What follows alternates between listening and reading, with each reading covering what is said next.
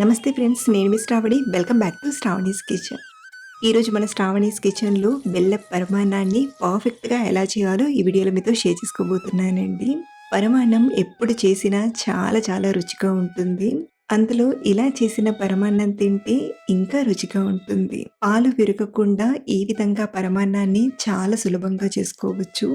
పండుగల టైంలో అయినా లేదా ప్రసాదం కోసమైనా తప్పకుండా ఇలా ట్రై చేయండి. మరి స్వచ్ఛమైన పాలతో చేసిన అసలు సిసలైన ఈ కమ్మని బెల్లపు పరమాన్నాన్ని ఎలా చేయాలో ఇప్పుడు చూద్దాం రండి. ముందుగా ఒక గిన్నెలోకి అరకప్పు అంటే ఒక 100 గ్రాముల బియ్యం తీసుకోండి. ఇందులోనే ఒక 2 టేబుల్ స్పూన్ల పెసరపప్పుని తీసుకోండి, లేదా మీరు పెసరపప్పుకు బదులుగా పచ్చిశనగపప్పునైనా వాడుకోవచ్చు. సో ఇలా తీసుకున్న ఈ పప్పు బియ్యాన్ని ఒక 2-3 సార్లు బాగా కడిగి తీసుకోండి. ఇప్పుడు ఇందులోకి మనం తీసుకున్న కప్పుతో 1 కప్పు నీళ్ళని తీసుకొని అరగంట నుండి గంట సేపు నానబెట్టండి. టైం ఉంటే గంట సేపు నానబెట్టండి, లేదా అరగంట నానబెట్టైనా చేసుకోవచ్చు. ఇక్కడ నేను అరగంట తర్వాత మిగతా ప్రాసెస్ని చూపిస్తున్నాను. బెల్లాన్ని తురిమి మనం ఏ కప్పుతో అయితే బియ్యం కొలిచి తీసుకున్నామో దానికి డబల్ అమౌంట్ బెల్లాన్ని తీసుకోవాలి. అంటే 1 కప్పు వరకు బెల్లం తీసుకోవాలి. అది మీరు స్వీట్ కొంచెం తక్కువగా తినేవారైతే 3/4 కప్పు వరకైనా వాడుకోవచ్చు. సో ఇలా తీసుకున్న 1 కప్పు బెల్లాన్ని గిన్నెలోకి తీసుకొని ఇందులోనే ఒక అరకప్పు నీళ్ళను తీసుకొని బెల్లాన్ని కరగబెట్టండి. మనం పరమన్నం చేసేటప్పుడు ముందుగా బెల్లం కరిగించి పక్కన పెట్టుకున్నామంటే అన్నం ఉడికేసరికి ఈ బెల్లం నీళ్ళు అనేవి కంప్లీట్గా చల్లారిపోతాయి. కాబట్టి పరమాన్నం చేసేటప్పుడు ఫస్ట్ స్టెప్ మనం ఇలా బెల్లం కరిగించుకోవాలి.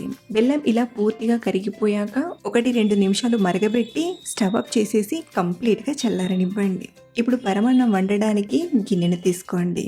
ఇక్కడ నేను కంచు కడాయిలో పరమాన్నం వండుతున్నాను. మీరు కావాలంటే స్టీల్ గిన్నెలో అయినా లేదా ఇత్తడి గిన్నెలో అయినా వండుకోవచ్చు. ముందుగా ఇందులోకి 1 లీటర్ వరకు పాలను తీసుకోండి. ఇక్కడ నేను పరమాన్నాన్ని మొత్తం పాలతోనే చేస్తున్నానండి. మీరు ఇలా మొత్తం పాలు వద్దు అనుకుంటే 1/2 లీటర్ పాలను 1/2 లీటర్ నీళ్ళనైనా తీసుకోవచ్చు. కానీ ఇలా మొత్తం పాలతో చేస్తే పరమాన్నం రుచి చాలా చాలా బాగుంటుంది. పాలు చక్కగా వేడై ఇలా పొంగు వస్తుంది అనేటప్పుడు మనం కడిగి నానబెట్టిన బియ్యం తీసుకుందాం. బియ్యంలో ఉన్న నీళ్ళతో సహా తీసుకొని బాగా ఉడికించండి. మధ్య మధ్యలో పాలపై వచ్చే మీగడను పాలల్లోకి అనుకుంటూ బాగా ఉడికించండి. మనం ఈ పరమాన్నం చేసేటప్పుడు దగ్గరే ఉండి ఉడికిస్తూ చేసామంటే ఒక అరగంటలో మనకు ఈ పరమాన్నం తయారైపోతుంది. ఇక్కడ నేను మంటను మీడియం ఫ్లేమ్లో మధ్య మధ్యలో పాలు పొంగిపోకుండా హై ఫ్లేమ్లో పెడుతూ ఉడికిస్తున్నాను. చూడండి, పాలు కూడా కొంచెం దగ్గర పడి అన్నం కూడా కాస్త మెత్తగా అవుతుంది. పాలు ఎలా అయితే దగ్గర పడుతూ ఉంటాయో అన్నం అనేది అలా సాఫ్ట్గా అయిపోతుంది. చూడండి, పాలు అనేవి ఆల్మోస్ట్ దగ్గర పడ్డాయి. అలాగే అన్నం కూడా చక్కగా ఉడికిపోయింది. మనం ఇలా తీసుకొని నొక్కి చూసామంటే మెత్తగా ఉడికిపోయింది కదా. ఇలా మెత్తగా ఉడికిన తర్వాత ఇప్పుడు ఒక 2 నిమిషాలు ఇలా గరిటెతో కొంచెం ప్రెస్ చేసినట్టుగా చేస్తూ ఒక 2-3 నిమిషాలు ఉడికించండి. దీంతో మనకు పరమాన్నం కన్సిస్టెన్సీ అనేది చాలా బాగుంటుంది. ఇలా ఒక 2 నిమిషాలు ఉడికించాక స్టవ్ ఆఫ్ చేసేసి ఇందులోకి పూర్తిగా చల్లారిపోయిన బెల్లం నీళ్ళను వడగట్టి తీసుకుందాం. మీరు బెల్లం నీళ్ళను తీసుకునేటప్పుడు ఈ మెథడ్ని మాత్రం ఖచ్చితంగా ఫాలో అవ్వండి.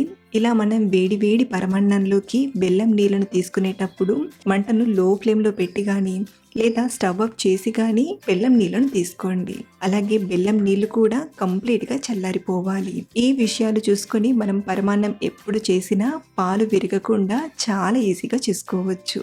ఇందులోనే ఒక 1/2 టీ స్పూన్ యాలకుల పొడిని, అలాగే గుడిలో పెట్టే ప్రసాదంలా కమ్మగా రావడానికి ఒక శనగపప్పు అంతా పచ్చకర్పూరాన్ని తీసుకుంటున్నాను. మీ దగ్గర లేకపోతే స్కిప్ చేసైనా చేయవచ్చు. సో ఇలా తీసుకున్నాక వీటన్నిటిని ఒకసారి బాగా కలిపి మళ్ళీ స్టవ్ ఆన్ చేసి మంటను లో ఫ్లేమ్లో పెట్టి ఉడికించండి. దీని తర్వాత మంటను హై ఫ్లేమ్లో కాకుండా లో ఫ్లేమ్లో మాత్రమే ఉడికించాలి. ఒక 3-4 నిమిషాలు ఉడికించుకున్నామంటే సరిపోతుంది. ఒక పక్కన పరమాన్నం ఉడుకుతూ ఉంటుంది, మరో పక్కన మనం ఇంకొక గిన్నెలోకి 1/2 కప్పు నెయ్యిని తీసుకుని వేడి చేయండి. నెయ్యి వేడయ్యాక 1 టేబుల్ స్పూన్ బాదం పప్పు పలుకుల్ని, 1-2 టేబుల్ స్పూన్ల జీడిపప్పు పలుకుల్ని, కొన్ని కిస్మిస్లను తీసుకొని వీటన్నిటిని బాగా ఫ్రై చేయండి. ఇలా ఎర్రగా వచ్చేంత వరకు బాగా ఫ్రై చేసి పక్కన ఉడుకుతున్న పరమాన్నంలోకి తీసుకుందాం. మరో పక్కన పరమాన్నం కూడా బాగా ఉడికి క్రీమీగా వచ్చింది కదా! ఇప్పుడు ఇందులోకి ఫ్రై చేసిన జీడిపప్పు, బాదం పప్పు పలుకుల్ని తీసుకొని బాగా కలపండి. మనకు పరమాన్నం కన్సిస్టెన్సీ అనేది ఇలా ఉండాలి. ఇలా ఉంటే చల్లారాక కూడా మరీ గట్టిగా అవ్వకుండా చాలా బావుంటుంది. ఇలా మనం ఏ ఒకేషన్‌కైనా చాలా ఈజీగా మంచి రుచిగా చేసుకోవచ్చు. మీరు కూడా ఈసారి బెల్లపు పరమాన్నం మరింత రుచిగా చేయాలనుకుంటే ఇలా డెఫినెట్‌గా ట్రై చేయండి. అలాగే మీరు ట్రై చేశాక మీకు ఎలా వచ్చిందో కింద కామెంట్‌లో చెప్పడం మర్చిపోవద్దు. మరిన్ని రుచికరమైన వంటల కోసం మన శ్రావణి కిచెన్ ఛానల్‌ని సబ్స్క్రైబ్ చేసుకోండి. Thank you for watching.